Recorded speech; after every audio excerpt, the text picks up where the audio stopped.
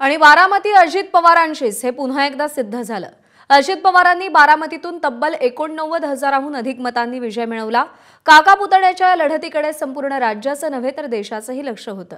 युगेंद्र पवारांच्या पाठीशी शरद पवारांनी संपूर्ण ताकद उभी केली। शरद पवारांनी बारामती मतदारसंघ नातवासाठी अक्षरशः पिंजून काढला।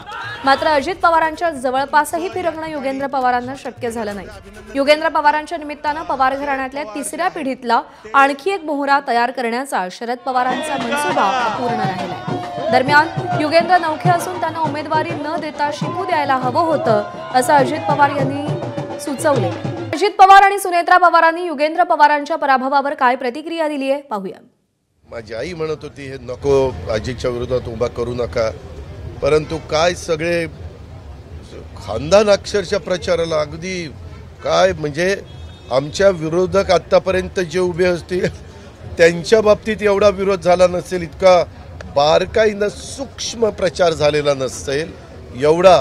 रॅलीमध्ये काय आमच्या मुली फिरायच्या, ते काय आमच्या काकी काय फिरायच्या, मला इतकं वाईट वाटायचं।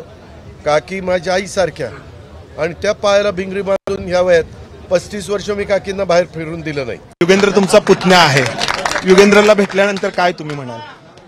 नक्कीच घरातलीच लोक असल्यामुळे नक्कीच काही गोष्टी आचा आनंदही आहे, काही गोष्टीचं आम्हाला खंतही वाटते, पण ह्या राजकारण शेवटी राजकारणाच्या जागेवर होतं, नातं नाताच्या जागेवर आहे। एबीपी माझा, उघडा डोळे बघा नीट।